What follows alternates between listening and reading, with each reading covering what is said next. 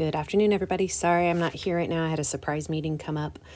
We'll pick back up together tomorrow. However, I didn't want to leave you a practice that I didn't fully equip you for. So what I actually am going to have you do is treat this as if I was in class, finishing up summarizing the notes, and then theoretically the paper that I was going to give you as an assignment is going to be delayed until tomorrow when I'm here to help you with it. So what I do want you to do is get your notes, turn to page 130.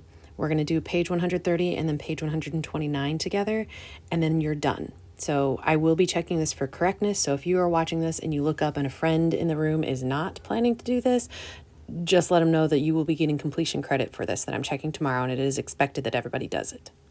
So turn to page 130. Yours will be completely blank. I put a dot plot on here that stood for the distribution that we looked at with our orange candies in class on Friday. And if you remember, we had pointed out that the center of that distribution matched the population distribution. So what I want you to remind yourself on this page is that when we are talking about a sampling distribution of sampling proportions, so this is a sampling distribution because every dot stood for a sample proportion. Every dot was a p-hat. That was the sticker that you put on the board. That when we wanted to guess where the center would be. Let me actually write, do I want to write center? I'll put mean instead of center. So the mean of all those p-hats is the same thing as the population proportion. That's why we had said that this is centering at 0.4 because that was the true proportion of orange candies in this made-up bag of candy. For the variability, in class on Friday, we talked about how this formula is derived from the formula for the standard deviation of a binomial distribution. But if you know that your distribution is a bunch of p-hats, then the formula was the square root of p, the proportion of successes, times the complement of p, so the failures, divided by your sample size. So in that case, we divided by 50 because we are taking samples of size 50. This formula, though, is contingent on a condition. So I want to make note, this only works if the 10% condition has been met. This was because we're basing this off of a binomial distribution, and it's only binomial if you have independence. Most of the time, you're going to be sampling without replacement. Therefore, you need to make sure that your sample size is less than 10% of whatever your population you are drawing from without replacement. So this condition is not going away. I will ask you to check this. Last thing that I want you to put on this page is the shape of the distribution. The shape is going to be approximately normal if you meet the large counts condition.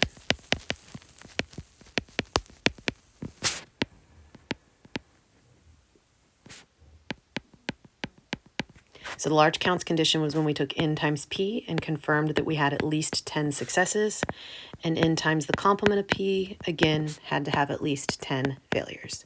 So again, this is called the large counts condition, and that's the only way we can confirm whether or not we have something that is approximately normally distributed.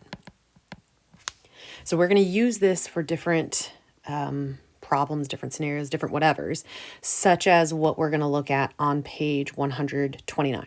So if you don't have this written down yet, pause, get it filled out, flip to page 129. So in this scenario, we are not pulling candies. We're not actually going to do the sampling, but it does show that according to the American Dental Association, 8% of adults have never had a cavity. So if we are pretending that we are counting not having a cavity, the population proportion of success, those adults who don't have a cavity, would be 0.08. A dental grad student contacts an SRS, a simple random sample of 1,000 adults, which means in this problem is 1,000. It's a good habit to get in writing down what variables you've been given, what things we know. And then it says we're going to calculate p-hat. So I could make you do a simulation of this. We could all get a p-hat. We could put a p-hat on a sticker and get our distribution. But all I'm really wanting right now is the mean and the standard deviation of those p-hats. We know, we just wrote down that mu sub p-hat is going to center at whatever the true value is. So there's no calculations to do here. It's just 0.08. However, for this standard deviation of p hat, I'm not going to do it yet because I want to make sure it's going to be valid. I want to make sure that we've met the condition. We have to have a 10% condition met because these adults were sampled without replacement. However, I am sampling adults, and that's a huge population. So I'm just going to say that since my sample size of 1,000 is less than 10% of my population, less than 10% of all adults.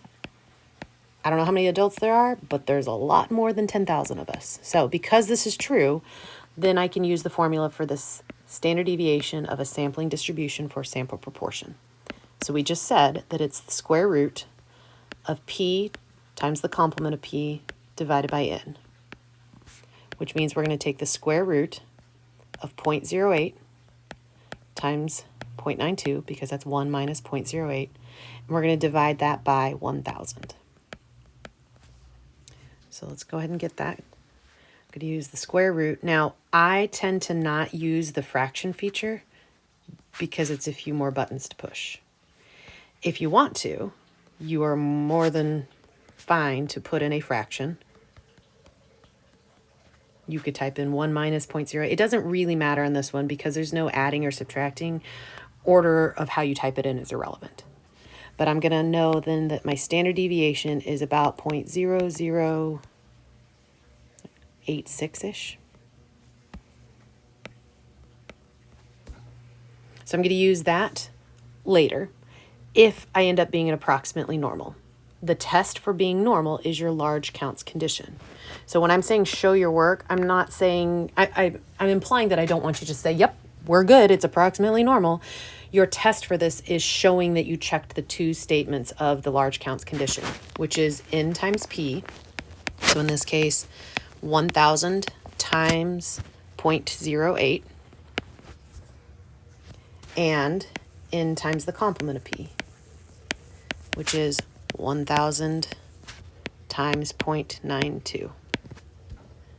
So when you do this, you would get 80 and 920. You're basically saying, I expect 820 successes, which is at least 10, and that means I would expect 920 failures, which is also at least 10. So is it approximately normal?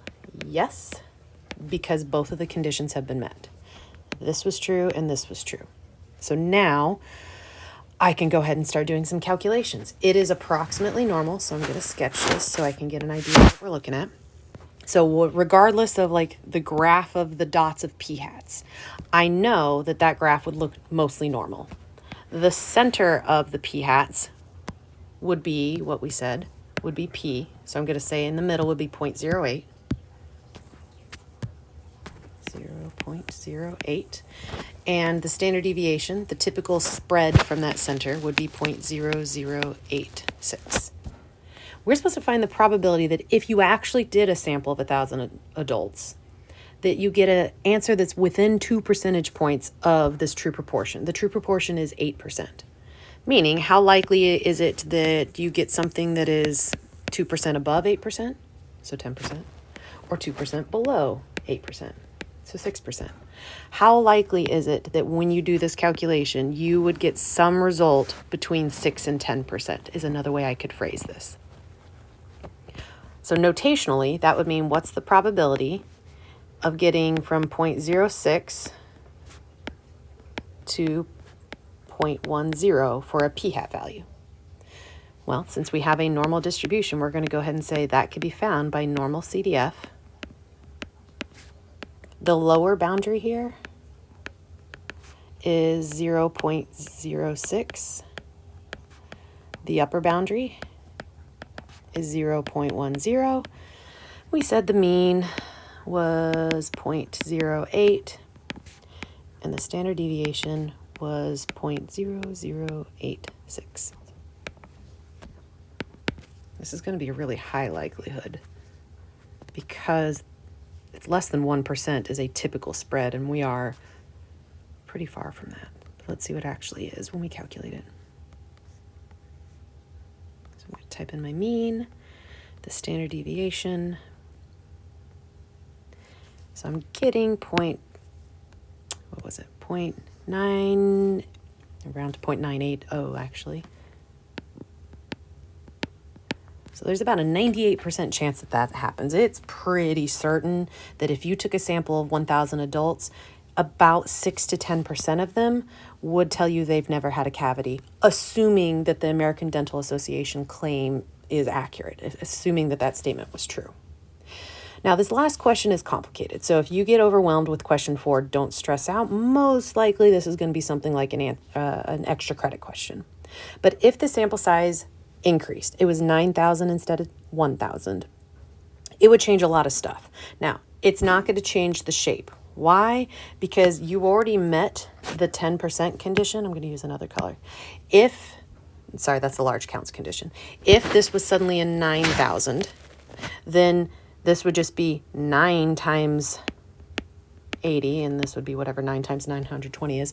It would just meet it even more. So it's still going to be approximately normal. So shape is not changed.